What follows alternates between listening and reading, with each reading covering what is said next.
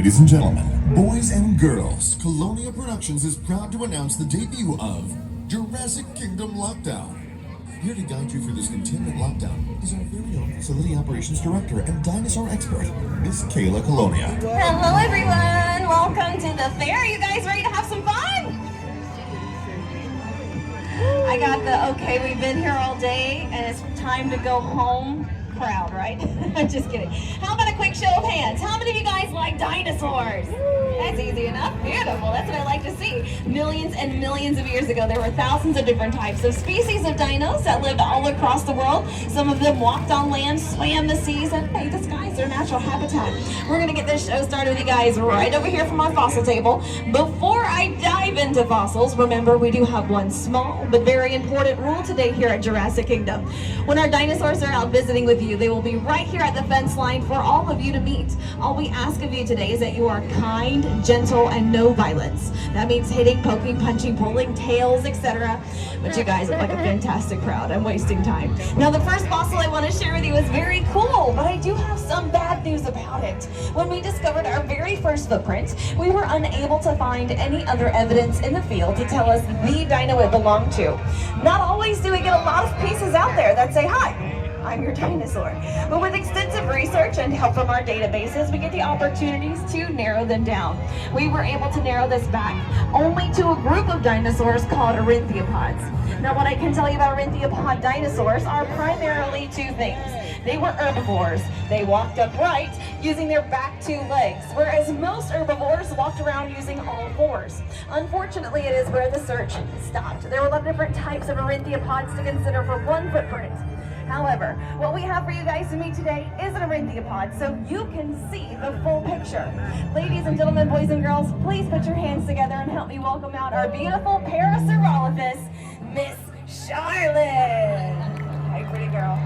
Charlotte's on her way out to say hi to you guys, and you are welcome up to say hello to her. Once again, we just ask that you're kind, gentle, no violence. You also want to be mindful of tails today in Jurassic Kingdom. Tails have minds of their own. They come in all shapes and sizes. More often than not, what happens with a tail is done on purpose. You've been warned. Now let's talk Charlotte. Again, she's one of our Ornithopods, and once more, that's a two-legged herbivore. But the Parasaurolophus tends to give us a run for the money. She can use both 2 and 4 legs to walk around. Their arms were long enough to assist them grazing on lower-lying shrubs and grasses. So technically, walking, crawling, using all fours may not make her the Ornithopod, but her primary source of transportation stays in the back 2 legs. That's what secures her to the Ornithopod category. Another thing about our beautiful Charlotte, Parasaurolophus remains wholly discovered around 100 years ago in the cultures of where we now call Asia and Canada. We believe the main reasons their remains were discovered in those portions of the planet could be due to their favorite food source or nesting material, bamboo. Bamboo is one of the oldest living plants for our planet. So when you guys go home and look up dinos, be sure to check out some other prehistoric life like plants and bugs. You never know what you'll see. Things around today that withstood the course of time are relatives of some that didn't. Ladies and gentlemen, boys and girls, I'd love to keep our beautiful Charlotte with us for the rest of the day. She's a fantastic co-host. But we've got a lot of dinos left for you guys to meet and more fossils to see.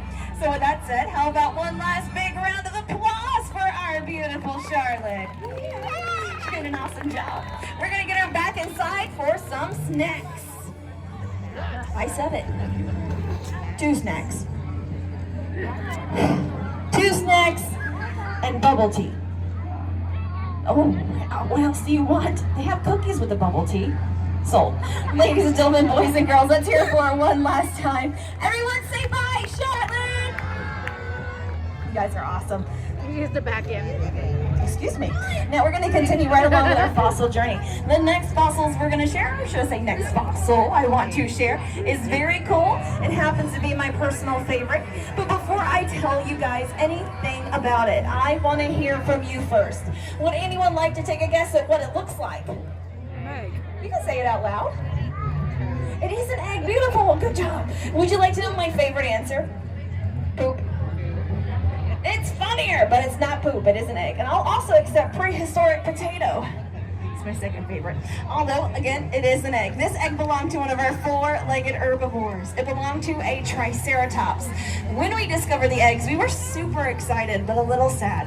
We realized they did not all get the opportunity to hatch, go on, thrive. But you know what they say, life finds a way. Thanks to that egg, we happen to have a 2-month-old baby triceratops for you guys to meet. Please put your hands together and help me welcome out our little girl, Miss Sarah.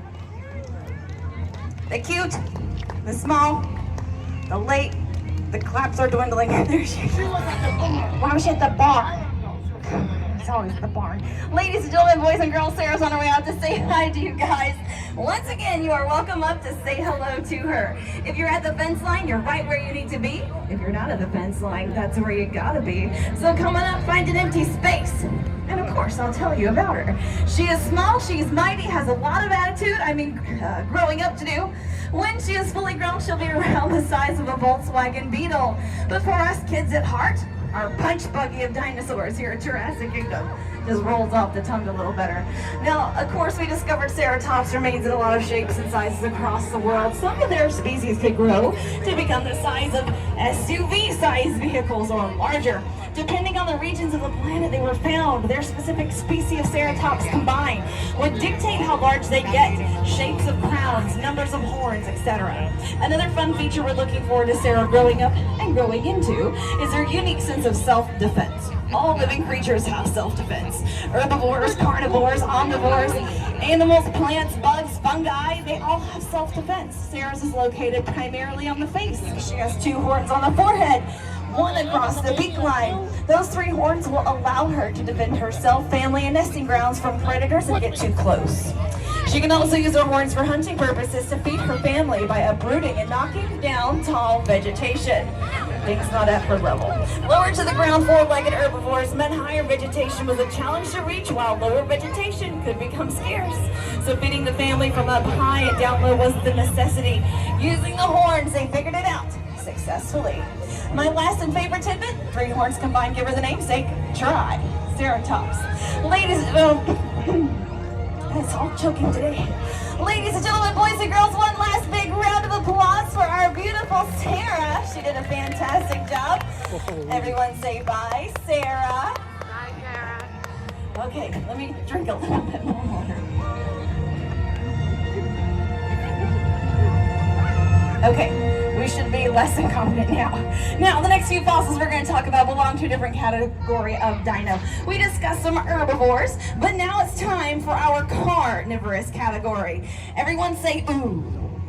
Everyone say ah. Everyone say run, dinosaurs! Oh my gosh! That helped me clear my throat a lot better. Now, this is a skull. This skull belonged to a dinosaur called Coelophysis. We believe Coelophysis could have been one of the longer-lasting species of dino, primarily due to their size. They're only around 3 feet tall, 10 feet long, super skinny, but they have lightning-fast reflexes. Good grief. No. Oh, he's at the garbage. You gotta keep a better handle on these guys back there. They're the small ones. One's in the barn, one's in the trash. Where's Sparky at, Billy? No. Take it back inside. And stay there. The show is called Lockdown for a reason. FYI. I'm so sorry. That was not a I was not Coelophysis. expecting him to come That was running out with Joker. it. Joker is our Dilophosaurus. He got all over the fossil boxes. Gross. Dilophosaurus, fully grown pain in the tail. He's not even really part of the show. His training didn't go according to plan. They never do. I'll give you one guess why. But he is still one of our babies. We love him all the same. Try to brag about them equally. He does not make that possible. Although, I take some of that back. He has been a good boy today. So far today, we've only caught him drinking out of the toilet once. On your face. Oh, that's how you get pink eye. Now the next fossil we're going to talk about, sorry, I couldn't resist, is a hooked claw. This hooked claw belonged to a dinosaur called Baryonyx. Baryonyx is around 9 feet tall, 30 feet long, and discovered around water-type areas, creeks, riverbeds, streams, lakes across the world, primarily because of this. This is called a gaff hook. Now this gaff hook was located on their top claws, which would be hands, not feet. It would help them catch their primary food source, fish, hence all the water. Unfortunately, it doesn't really help us catch any fish today. It's not that kind of hook. Don't ask me how I know. The answer is irresponsible. But lots of dinos had claws. I have one specific in mind, famous for them on the feet. And you know them best by the names of velociraptors. There's a lot of commotion back there. Before I continue on, one quick announcement. No sudden moves, getting up, running away, fleeing the show area. My next guest is a little intimidating and a tad bit impatient. But you may recognize her from Jurassic World. This is our beautiful, slightly over the top at all times Velociraptor, Miss Blue. Blue has come a long way to say hello to you guys today. As always, you're welcome to say hello. So it's not going to be easy. She's a Velociraptor. However, if you want to say hi, we have a way to encourage it calmly. We encourage you to extend the arms completely straight out, arms straight, palms flat. She recognizes the gesture, not only as a movie aesthetic, it helps, but it's how she's been trained to approach people calmly. At least that's the theory. We're going to work with what we've got. While she's on her way around to terrorize the village, let's talk Velociraptors. We know the basics. We're not going to bore you with the same old details. We know they're smart. We know they're fast. The movies tell us a lot. But what they fail to mention on the beautiful silver screen of Hollywood is how loud they can be. She has a singing voice of nightmares. Talking about you. Unfortunately, not trying to serenade us with a pretty song. She's calling her friends. And I don't mean like a smartphone. Hey, girl. I mean, she's locating other velociraptors strategically for miles around. They hear the call. They know what it's for. Dinner bell. Ding, ding. And they're pack hunters. They're coming around to partake in a meal because, believe it or not, she couldn't eat us all by herself. Oh, I'm sure she wouldn't mind trying. But we'll be okay. Not a lot of velociraptors in the immediate area. Walking in close proximity is a lot of fun. Animal activity. Mostly, you know, the livestock area. It's not great placement for us. Carnivorous dinosaur show and whatnot. But I digress. We're going to get her back inside before she decides to jump the fence and make a meal out of our fuzzy neighbors. How about a steak? Not interesting. Tea and steak. Right? That's what I'm saying. Maybe one day we'll get sponsored for steak. Like Texas Roadhouse. I'm out of material. You gotta go back inside. Ladies and gentlemen, boys and girls, one last big round of applause for our beautiful Blue. I can still hear you in it. All right, guys. Here it comes again. One more time. The next show will be the tongue-tied show. This one was the can't function correctly show. Alright guys, now the last two fossils we're going to talk about belong to some of the biggest prehistoric carnivores to ever exist.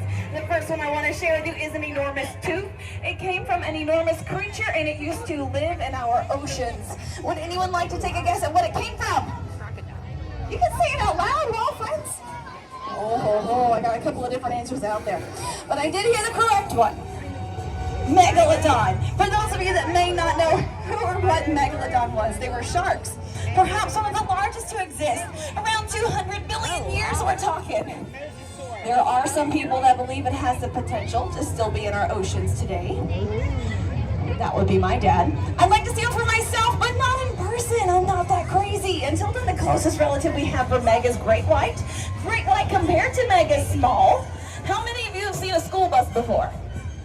A lot of us, exactly. Now the great white can almost reach the length of a bus. From the end of the nose to the back fin, some have been measured nearly at, okay?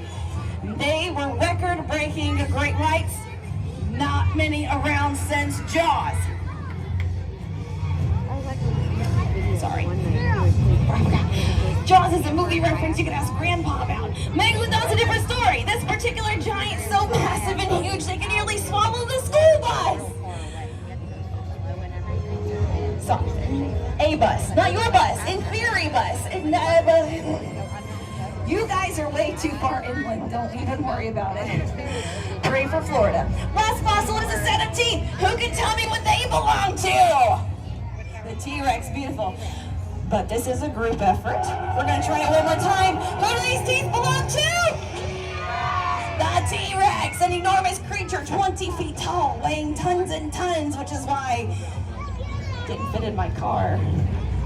That thing disassembles. We're gonna do the next best thing. You met a lot of my kids. I want you to meet perhaps my biggest baby. I mean, he's a big baby. Sparky, come out and say hello. They've been waiting all day long to see you. Don't make me come back there. That's it, I'm coming back there. Come on, that's what I thought. Ladies and gentlemen, boys and girls, this is our 2-year-old T-Rex, Sparky. Big kind, I need you to help me out. I want you to look at everybody and smile, show them how nice you are. Pearly whites, handsome face. You just full of all kinds of attitude today. Look, they got cameras out there. You can be on TikTok again. No, you don't want to be on, I don't want to be on TikTok either. Come on, look, I got it really. But seriously, they're so happy to see you. How about we do the selfie face? See, can't be afraid of a selfie face. That's impossible. But you can pay close attention to how small the teeth are. Like I said, he's only 2. Lots of growing up to do. Big Green Machine is on his way around to say hi. As always, you're welcome to say hello. But one more time, we remind you that there is no violence, hitting, poking, punching, pulling tails, etc. You guys have been amazing. I expect nothing less. But you wouldn't believe me how many times I do have to repeat it sometimes. Now, let's talk T-Rex. We gave T-Rex a bad reputation. Long ago, we discovered T-Rex remains. We made them out to be a big, mean, aggressive monster. Do you blame us? Look at all those teeth. We got to study their remains a lot closer and further, especially since the technology advanced. We found out they're more so protective than aggressive. They're not mean for zero reason. Why would you be really? But more so protective of their family. They don't have a lot of offspring. Baby Rex, little ones. They protect the ones they have. Down to the last tooth and nail is the motto. They take the motto literally. We also gave them a bad rap for being a horrifying predator, eating, chomping everything in sight, endlessly hungry for flesh. And hats. Not entirely wrong, but it, damn. Rosebud, no? You don't even, but all right then. Give it back. I don't know where it came from. I didn't even see you take it. Easy, don't drop it. Level head. Oh, we said okay, that works. So anyway, where was I? Yeah, they're not good hunters. They're top heavy and clumsy. If he trips, falls, or gets stuck, they become a target. They're more scavengers. They wait for a small, more capable predator to track down its meal. They smell food from miles away. They come in bold color, obnoxious roars, thundering footsteps. They scare them off. Take their food. Nice. We don't do that anymore. That's called bullying. Bullying of any kind is a no-no. And we mainly don't do it because Mama overfeeds him as it is. He's looking around. Spit it out. You guys have pets at home? Yeah. Cats, dogs, you know what scream red paws, you know what they all love, right? Treats! They love treats! But as per usual, we need a volunteer from the audience. Look at all those hands. Oh my gosh. You know what happens before you get a treat? Yeah. Dinner time. Just kidding. We got the deep snuggles. He was like, I love you. All right. But I do need someone to help me with a treat. He loved you and you're going to bite his head off. Such a Gemini. Okay, so let's see. Strong and brave, strong and brave, strong and brave, strong and brave, strong and brave, strong and brave, strong, brave, strong, brave, strong, brave, strong, brave, strong, brave, strong, brave. This little dude. We're going to try it. We're going to try it. He's tiny. Where you go? You can't even see him down there, can you? He's got it. He's got it. He's got it. Look at him. Okay, Mom's going to help him out. We're going to get a front row seat to Jawtown. Okay, little bite. Tiny teeth. Just tiny teeth. There you go. Oh my goodness. He said, what in the world? He's crazy. He's a good boy though, and you did a great job. How about a big round of applause for our volunteer? He did an awesome job. How about one last round of applause for Sparky, our 2-year-old T-Rex? Mr. Pain and the Tailorsaurus. Ladies and gentlemen, boys and girls, we have come to the end of the show. But before you go, one last thing. The world has been growing and changing for millions of years. It is our turn, job, and opportunity to take care of our planet by picking up trash, recycle. If it's not your trash, it is still trash. Help keep the world beautiful. Our oceans clean, pollinators happy for millions of years to come. There are millions of ways we can have fun doing it. Thank you guys again for coming out to see us. We hope you have a great